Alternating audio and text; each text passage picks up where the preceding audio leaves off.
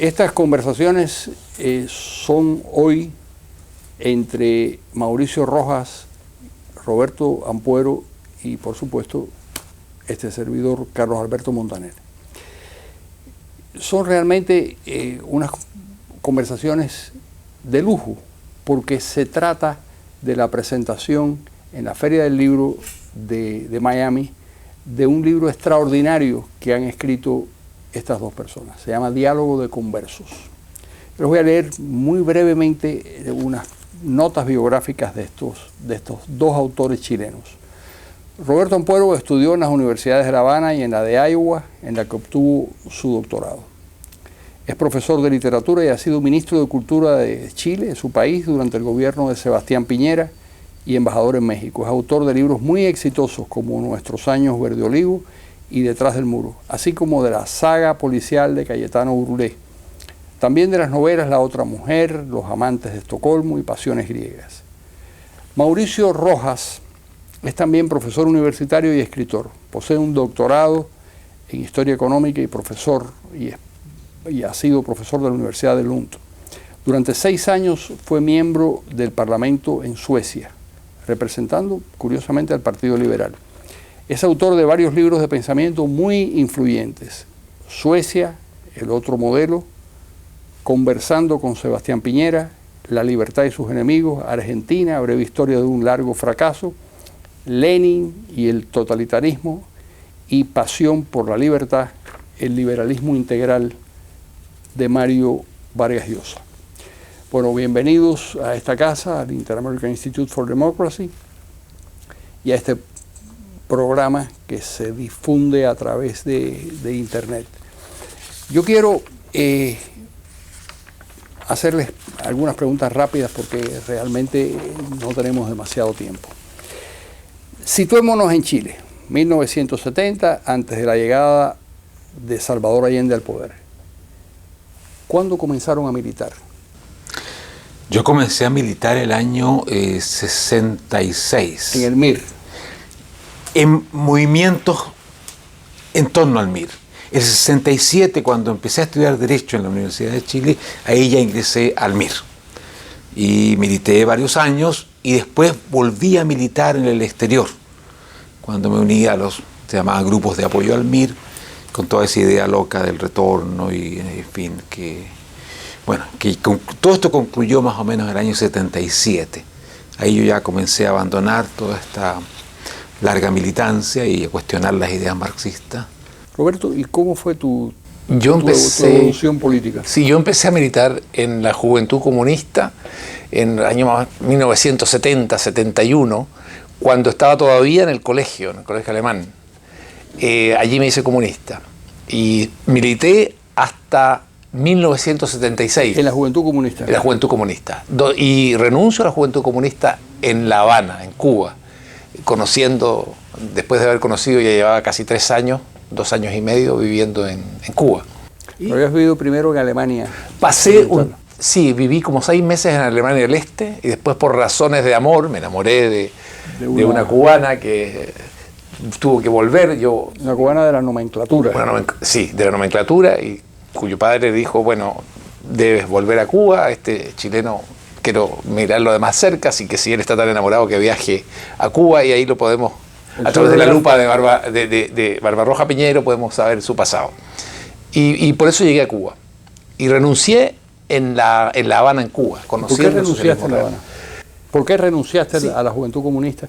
¿Renunciaste al comunismo o renunciaste a la Juventud Comunista de chilena? Es una muy buena pregunta. Yo renuncié a la Juventud Comunista y renuncié a las ideas de comunismo y renuncié a esto de buscar una alternativa comunista, socialista para Chile. ¿Por qué? Hay varios momentos importantes. Uno de ellos es que había una contradicción profunda, descubro allí, entre lo que exigíamos para Chile como jóvenes comunistas, que era el retorno a la democracia, estaba la dictadura de Pinochet, y la justificación del sistema comunista dictatorial de Cuba. Pero tú te habías planteado cuando eras un joven comunista, y tú también, Mauricio, que el objetivo de la militancia comunista era establecer una dictadura del proletariado. Absolutamente, o sea... Para ti no había duda que ese era el camino. Y la vía armada, además. Si algo nos diferenciaba de la izquierda más tradicional, lo que era el MIR, el guevarismo chileno, era justamente postular de que no había otro camino que no fuera tomar las armas y pasar a la dictadura del proletariado y llegar al comunismo. No había ninguna... Para mí, la dictadura del proletariado era fundamentalmente el gobierno del pueblo, donde se identificaba el pueblo, la clase obrera, los campesinos, con lo que era la política del partido que iba a construir el socialismo, donde todos los seres humanos iban a ser felices. Yo creí en eso, realmente.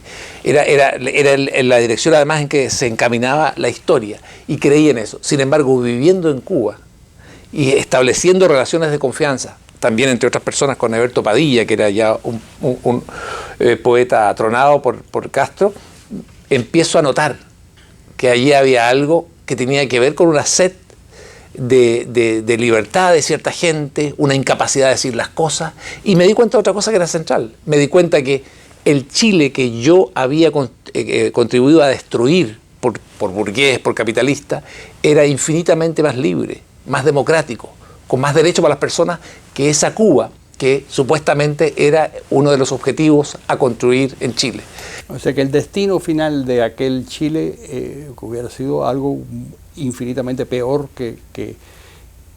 y lo pudiste ver en Cuba. O sea, el dolor tremendo era descubrir que yo había contribuido... Ver el futuro y que el futuro era horrendo. Así es, haber contribuido a destruir a la democracia de Chile para construir algo que era infinitamente inferior en todo sentido, material y espiritual y cultural y político, de convivencia cívica, como era la Cuba de Castro. Eso es lo que me hace romper a mí en forma esencial. No fue una lectura de grandes textos políticos, sino que sentir esta doble moral. Atacar a la dictadura de Pinochet como correspondía y al mismo tiempo justificar a la dictadura de Castro porque supuestamente iba marcando el desarrollo futuro de la humanidad hacia el socialismo. En el momento en que Allende llega al poder en el 1970, noviembre de 1970, ¿iba en la dirección que ustedes esperaban como comunistas, jóvenes comunistas en esa época? No, no para nosotros. Para nosotros, como MIR, como izquierda revolucionaria o lo que fuera, este era un reformismo burgués, que todavía no había entendido cosas fundamentales, que quería transitar un camino imposible de transitar. Lo peor es que la mayoría del partido de Allende lo creía. Es decir, Allende era una minoría insignificante dentro de su partido. No tenía ningún peso tampoco dentro del partido, ya desde dentro del mucho Partido antes. Socialista. El Partido Socialista, el partido más grande de la izquierda. Pero ¿qué es cuál era la tendencia del Partido Socialista? ¿Era más radical que Allende, menos radical? Mucho más radical que el Partido Comunista, muy cerca de lo que era el MIR o la izquierda revolucionaria, muy cerca, dominado prácticamente por una fracción que se llamaba el Ejército de Liberación Nacional, asociado a la aventura de Che Guevara. Ellos prácticamente logran el control orgánico del partido el año 71, en un famoso congreso, donde asume un personaje llamado Altamirano, que es un tipo delirante, que hablaba de que Chile iba a ser un nuevo Vietnam, en fin, cosas para lo cual no había nada concreto además. O sea, el delirio chileno tiene esa parte, un diletantismo total, del cual los cubanos por supuesto que siempre se han reído, se han enojado, porque decían ustedes no tienen idea lo que es hacer en serio las cosas. Y la visita de Fidel a Chile, que duró un mes, una de las visitas de Estado más largas de la historia, ¿qué importancia tuvo para radicalizar las cosas o no? Pienso que tuvo una importancia para radicalizar a la izquierda más dura, a esta izquierda de la que habla Mauricio, porque hay que recordar que el MIR, por ejemplo, Mauricio participaba en el MIR, era un movimiento financiado e influido además ideológicamente por Cuba. Era el aventurerismo, el voluntarismo revolucionario. Era el partido apoyado de Cuba, el MIR era la expresión cubana. Favorito de Cuba. Y el caso del Partido Comunista era distinto porque el Partido Comunista chileno se orientaba por las orientaciones y las instrucciones de Moscú, del Partido Comunista Soviético. ¿Era un hombre del Partido Comunista? No, Altamirano es el jefe del Partido Socialista de Allende. De Allende, a ver, efectivamente. Muy radical. Y a diferencia de lo que le decía el castrismo al MIR, a nosotros como jóvenes comunistas, la Unión Soviética lo que nos decía, en el fondo, simplificando, no podemos financiar una segunda Cuba, en América Latina, no hay recursos, nos interesa que ese proceso se mantenga en el tiempo, no radicalicen demasiado esa revolución, porque después esta cosa se pone muy dura y hay que alimentar a las personas. ¿Quién era el líder del Partido Comunista? En ese entonces era Luis Corvalán. Y por eso que el MIR veía al Partido Comunista como un partido reformista, y a Allende también. Ahora nosotros, la limitación nuestra o la claridad que teníamos en ese momento se debía a la advertencia soviética, de decir, no podemos financiar a la segunda Cuba en el Cono Sur. ¿Y había una discrepancia entre Cuba y la Unión Soviética en ese momento? Totalmente. Estamos hablando todavía de una Cuba que tiene una cierta autonomía, ¿ah? Que promueve aventuras por cuenta propia. Y la verdad es que la rivalidad que había entre comunistas y miristas era a palos y a cadenazos. ¿Ah, sí? Y si hubiésemos llegado al poder, el primero que hubiésemos sacrificado era si ganábamos nosotros a los comunistas y si los comunistas ganaban a nosotros. O sea, el mismo drama de la Revolución Rusa, de todas estas grandes revoluciones donde se comen a sus hijos, ese era el destino absoluto. Y de la Guerra Civil Española. De todo esto. De la línea correcta. Claro, imponer. Y para los comunistas, nosotros éramos ultra izquierdistas, peligrosos, provocadores, etcétera. Y para nosotros ellos eran reformistas, burgueses, ¿Había etcétera. un componente anarquista en Chile o no existía? En ese momento no era fuerte. No, el anarquismo desapareció muy tempranamente en Chile a comienzos del siglo XIX. Ha reaparecido ahora, sorprendentemente, con bastante fuerza, lo que se llama los autónomos. Tienen bastante, más que Partido Comunista a nivel de la juventud incluso, pero en ese momento muy desaparecido. Ahora, el MIR, que era guevarista y leninista y todo esto, también tenía algo de un poquito de hippie, Beatles y toda esa mezcla de los años 60. O sea, hay una mezcla de cosas que en nuestras cabezas o cabecitas era que la dictadura del proletariado se podía unir con una especie de flower power y cosas así, con toda la incoherencia y todos los sueños que un día, bueno, tú despiertas de eso. Yo veo que hay una diferencia interesante entre cómo llegas tú a romper con el partido y cómo llegas tú. Es decir, tú llegas, Mauricio, me da la impresión, llegas por la vía básicamente del análisis político, de los libros, y tú llegas por la vía del análisis de la realidad y lo que estás viendo.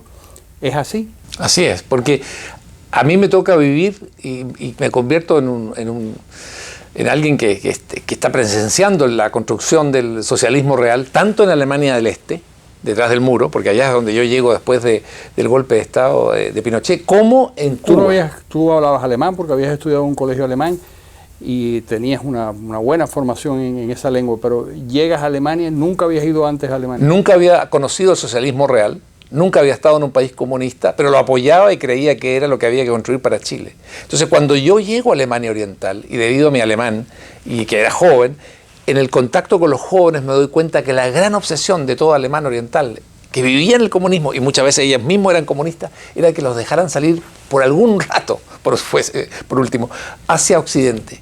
Eran alemanes que vivían con una pesadilla profunda y con la convicción, y estaban ciertos en eso, de que eran prisioneros de su propio Estado. Prisioneros como quien vive en una cárcel, detrás de los muros de una cárcel de alta seguridad. Así vivían, y eso no lo podían superar. El peor momento para un padre alemán oriental, y nunca lo olvidaré, y me lo dijeron allá, era cuando tus niños que iban creciendo, ¿verdad?, en el kindergarten, chiquitos, ignorantes del mundo en que estaban, cuando en un momento tú a tu hijo tenías que decirle: ¿tú ves ese muro que está ahí? Jamás podrás cruzarlo hasta que hayas jubilado. No lo podrás cruzar tú ni yo. Ese era un momento terrible para los padres de confesarle a sus hijos que no vivían en el socialismo fabuloso que les enseñaban en la escuela, sino que eran prisioneros de un sistema. Era un sistema además extraordinariamente inhumano, porque cuando cumplías 63, 65 años, dependía de la jubilación, te dejaba libre y te dejaba optar, porque querían que los ancianos se fuesen a Alemania Occidental y se jubilaran y pagara otro, y les pagara y se hicieran cargo de la salud. Bueno, ese era el humanismo socialista. Hubo un momento en el que vendían a los alemanes. Así es. Es decir, la Alemania Occidental compró a miles, a decenas de miles Así de... es. El precio era más o menos, en aquel entonces, como 15.000 marcos por preso político. Y en un momento, esto lo hacen los socialdemócratas con Alemania comunista. Por cada preso político pagan 15.000 marcos occidentales a Alemania Oriental, y el Partido Demócrata Cristiano, que es un partido en Alemania de derecha, le advierte a los socialdemócratas, le dicen: no sigan con esta locura, porque lo que están haciendo es crear más presos políticos, porque es la forma en que Alemania Oriental consigue moneda dura de Occidente. Va a ser eterno esto de crear nuevos presos políticos para conseguir recursos, para poder comprar en Occidente cosas que ellos de por sí no pueden comprar. Ahora, hay una cosa increíble, Carlos Alberto, es la capacidad de esa ideología para justificar todo. La dictadura, la muerte, el hambre incluso, pasarlo mal. Era como ese purgatorio que tienes que recorrer para llegar al paraíso. Había siempre una explicación, era impresionante eso. Por lo tanto... Y una coartada moral. Total. Que no tenía ninguna razón válida. Es que la razón era que tú estabas pasando por las penas de la gran revolución que iba a llegar al otro lado del río. Y en el camino podías destruir la vida de todas las personas. Eso era un detalle, porque ¿qué importa matar 1000, 10.000, mentir, etcétera, cuando el cielo... Tu libro sobre Lenin. Claro, el paraíso está allí.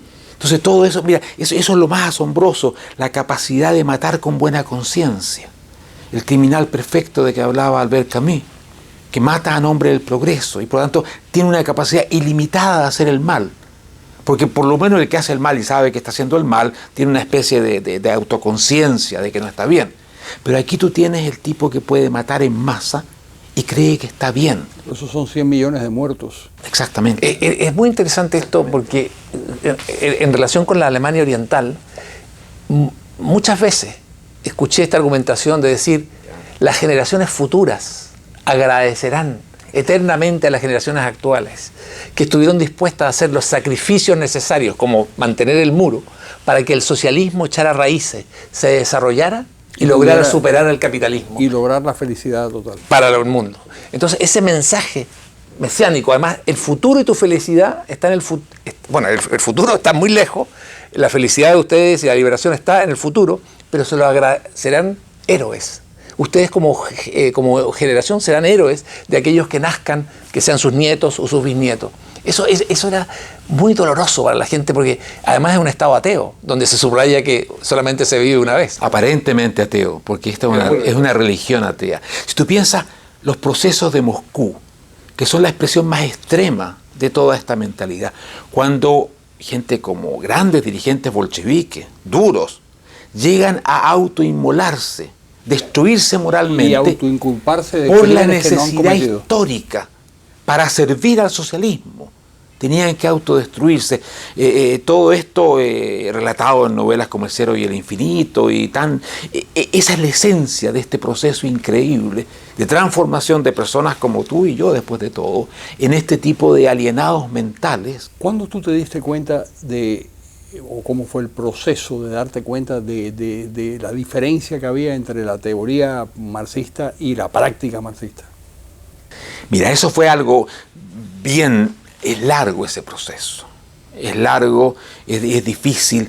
Por supuesto que surgían elementos de discrepancia. Me acuerdo el encuentro con un homosexual cubano en Suecia que estaba estudiando sueco conmigo y su delito había sido ser homosexual, había estado en campos de concentración y era un tipo que no tenía nada de político. Entonces tú decías, mira, están construyendo el hombre nuevo y ahí tienes el tipo sacrificado. Esas cosas, por supuesto, que siempre chocaban, no era fácil congeniarlas de ninguna manera. Lógicamente que después va surgiendo la claridad de que cada vez que estas ideas llegan al poder, terminan creando infiernos en la tierra. O sea, era algo intelectualmente evidente. Sin embargo, la resistencia a la evidencia es enormemente grande. Cuando yo veo que hoy día llegan jóvenes trotskistas a las direcciones de las federaciones universitarias de Chile, después de todo lo que ha pasado, yo digo, está operando ese fenómeno. Deben tener toda una larga explicación de por qué el comunismo se está demorando. Pero viene, el cielo viene, el paraíso viene, el sueño mesiánico se va a realizar. Por lo tanto, no solamente funcionó entonces, sigue funcionando todavía increíblemente en países como Chile, etcétera. Pero fue tuvo muchas cosas este desencanto. La universidad elementos. fue importante, hacer el doctorado en historia económica fue importante desde el punto de vista de entender. No, porque mira, todo eso es ajustable, todo eso es posible de meter dentro de esta concepción histórica. Que tú puedes alargarla, es como un chicle que lo estiras o lo acortas, es un elástico que resiste muchísimo y tú mantienes la coherencia. Tal vez vendrá en 100 años más el comunismo, pero en fin, tú sigues con esa creencia. No, fueron muchos elementos. Entre otras cosas, la manipulación evidente que estaba haciendo mi partido de las vidas nuestras, tratando de mandarnos a Chile para hacer kamikazes y contándonos todo un cuento de la revolución que está esperando, todo lo que fue la Operación Retorno, que yo estaba esperando los pasajes para irme a Cuba. ¿Ah? Y entonces en esos momentos tú, gracias a distintas circunstancias, compañeros a veces que son más lúcidos, vas logrando ver que estás metido en un cuento, en una secta terrible, donde la autonomía humana, mira, piensa, cuando uno dejó Chile, uno salió con la conciencia golpeada. He abandonado el frente, la trinchera, otros se quedan, luchan. Hay unos muertos y además el complejo de no haber muerto. Del traidor. Mira, además que el partido le puso a la gente 3 títulos: desertor, traidor y cobarde. El que abandonaba Chile, porque el partido prohibió abandonar Chile. Yo no estaba militando, pero no importaba mucho. Y este mundo en el exilio era un mundo de una autotortura psicológica, mental terrible, que hacía de que tú no podías pensar nada que cuestionara la verdad que el partido te decía, porque un traidor no cuestiona. Un traidor lo que tiene que hacer es pasar penas y purgatorios para que lo admitan de nuevo como hombre decente. Todo eso fue para mí muy aleccionador. Fue un momento, mira, 3 años de completa alienación mental, hasta que tú vas encontrando un camino, un pequeño camino que te permite salir. Y una vez que lo encuentras ya empiezas tú a reflexionar, a pensar. Pero ese primer momento, esa rendija de aire puro, la que cuesta encontrar mucho. Roberto, tú estuviste en Alemania comunista después que saliste de Cuba y después conseguiste pasar a Alemania Occidental. El choque entre la Alemania comunista y la Alemania Occidental, ¿qué significó para ti? Bueno, la experiencia de haber vivido en el socialismo fue para mí decisiva en el sentido de que también me contagié de los temores que genera el socialismo dentro de las personas, el temor realmente a la libertad. Uno se empieza a acostumbrar, yo lo noté eso en Cuba, lo noté en Alemania Oriental, a que el Estado se haga cargo de ti, desde la cuna, como se dice, hasta la tumba. Y de pronto cuando yo logro ya cruzar de nuevo a Occidente, después de haber vivido esta experiencia en ambos países comunistas, lo primero que siento es, primero me deslumbro por la diversidad, por el colorido, por los productos, por la libertad de las personas, por la facilidad con que podían expresar cualquier tipo de idea. Aquello me desconcertaba porque uno siempre estaba buscando como la línea oficial en las conversaciones y de pronto descubrías que cada persona era dueña y señora de ser, digamos, de decir lo que quisiera. Ir a las librerías para mí fuera extraordinario. Me pasé mucho tiempo, muchas horas leyendo los libros y teniendo por primera vez esa posibilidad de encontrar textos de pensadores distintos, novelas, literatura, historia, de gente completamente opuesta en términos políticos e ideológicos. Esa costumbre la había perdido, pero también miedo ante otras cosas. Por ejemplo, de pronto el miedo, esto de tener que decidir qué tipo de seguro quiero. Ganarte la vida. Ganarse la vida y que podía en un momento comunicarte a la empresa para la que estabas trabajando, mire, hasta aquí llega el proyecto, lo vamos a tener que despedir. Y uno quedaba en la calle. Entonces, todo eso era un temor tremendo. Recuerdo un cubano, un músico cubano muy notable que llegó a Madrid, cuando yo viví 40 años en Madrid, y me acuerdo que me dijo una cosa tremenda, me dijo, yo vivía en una jaula y quería escaparme de esa jaula. Me escapé de la jaula y estoy aquí y estoy ahora en una selva y no sé qué hacer. Así es. Mira, claro. Es un tema, uno ahí se da cuenta perfectamente que es muy difícil, que es una gran responsabilidad. Trabajar, vivir en libertad, que hay que tomar opciones en forma permanente y para eso yo no estaba preparado, me atemorizaba, todo me parecía imposible, necesitaba que alguien me dijera cuál era el camino y tener las opciones sobre la mesa de pronto a escoger era tremendo. Fíjate que hay una cosa que yo quiero mencionar para que tengas una idea. Cuando yo vivía en Alemania Oriental, y esto lo puedes ver en todos los archivos, te vas a dar cuenta que los alemanes orientales tenían prohibido, todo el mundo, de usar la palabra el muro, die Mauer. Esto es kafkiano, total. No existían las noticias, no existían los discursos políticos, no existía en la cine, en la literatura, no hay un texto que pudiera decir die Mauer. Si querías referirte al muro, die Mauer, que estaba ahí a vista y paciencia a todo el mundo, tenías que usar el concepto oficial, que era la valla de defensa antifascista que había levantado Alemania Oriental, ¿verdad?, para defenderse del fascismo alemán occidental. Bueno, porque la batalla comienza por la lenguaje. Así es. Por las palabras. Por los conceptos. Una vez que tú conquistas las palabras. Así es. Ahora, y eso te lleva a lo siguiente, a decirte, ¿cuánto puedes hacer? Es impresionante lo que puedes hacer teniendo el poder total, lo que puedes hacer con las personas. Si tienes la educación de los niños bajo tu control y los controlas a los mayores a través de sus trabajos y a través de los medios y a través de todo lo que le estás ofreciendo, puedes hacer cualquier cosa con el ser humano. Y en ese sentido te queda siempre esa sensación que puedes hacer desde el Estado totalitario, hacer o impulsar u obligar a hacer a las personas muchas cosas que en el estado de libertad nunca harían. Ahora, Suecia era muy distinto en ese sentido, porque tú eras un Estado tan poderoso que te daba la impresión, y incluso la realidad, de que no importaba mucho, el Estado te iba a proteger. Más aún, el Estado sabía qué vida debías vivir. Hay una palabra sueca que sintetiza todo esto y dice que el estado del bienestar te arregla la vida, arreglarte la vida. Entonces tú llegabas y mira, me encuentro esos primeros Contrario encuentros. a ganarte la vida, que es otra expresión arreglarte, típica del... porque el Estado lo tiene pensado, tienen técnico, todo, y lo hace muy bien además. Eso es lo terrible de ese tipo no es esta brutalidad que había en muchos países, sino que es realmente tú sientes que tienes un tremendo Estado para arreglarte la vida, con psicólogos y asistentes y todo. Una pregunta, Mauricio, que con esto vamos a terminar esta conversación que me parece interesantísima. ¿Por qué tú te hiciste liberal y no pasaste del comunismo a la socialdemocracia? Que era, si había un país en donde la socialdemocracia había funcionado, era Suecia. ¿Por qué no te quedaste en ese estadio de la libertad y la democracia que existía en Suecia, y al mismo tiempo la protección de un Estado omnipotente? Por lo que te decía, Carlos Alberto, a mí me aterró, me agredió personalmente ese tremendo poder del Estado, ese tratarme como un niño, sino como un imbécil, porque además eras de pelo negro, un cabeza negra más, qué sé yo. ¿Y había prejuicios? Bueno, cabeza negra era... Pero mira, más que el prejuicio agresivo, había ese prejuicio suave y terrible de verte como un inferior al cual este enorme Estado súper progresista, a lo mejor del mundo, adoptaba y lo llevaba por un camino. Yo no sé si por disposición psicológica o lo que sea, no estaba para que me adoptara nadie. Yo quería ser libre y por último, si mi vida iba a ser peor porque yo la decidía, yo quería que fuera peor.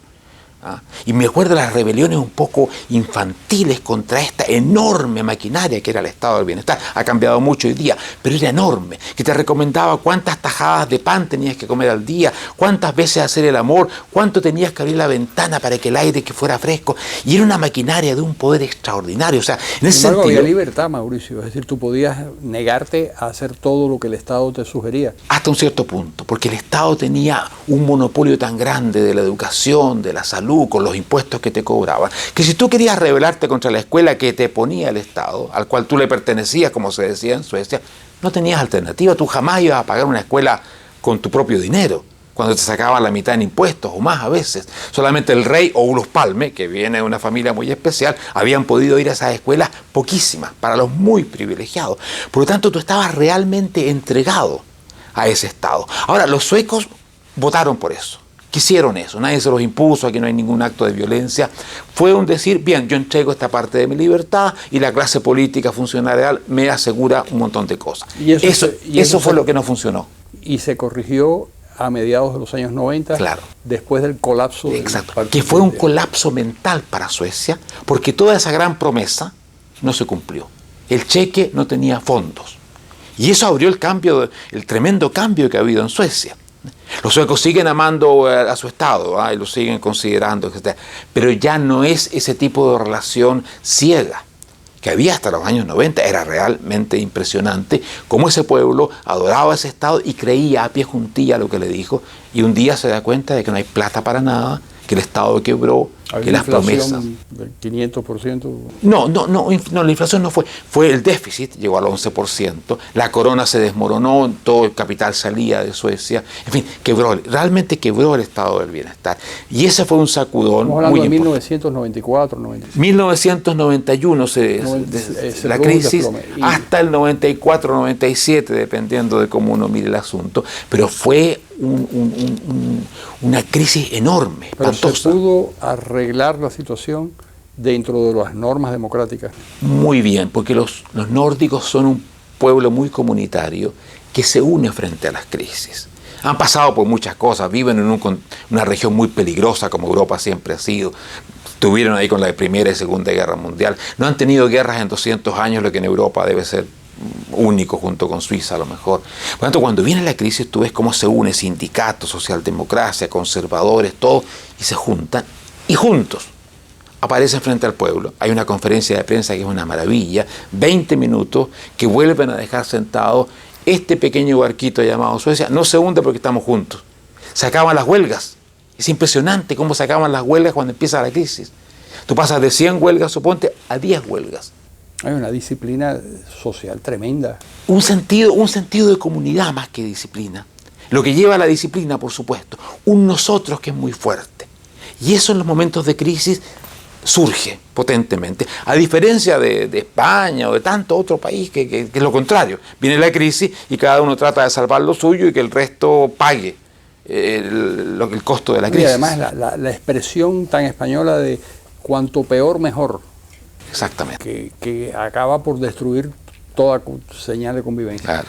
Bueno, yo les agradezco muchísimo que hayan participado en este programa y que le hayan brindado a los telespectadores de nuestro espacio esa experiencia vital que los dos han tenido, que a mí me parece realmente tremenda. Lo único que me queda es recomendarles a los lectores que busquen Diálogo de Conversos, el gran libro que estas dos personas han escrito para beneficio de todos.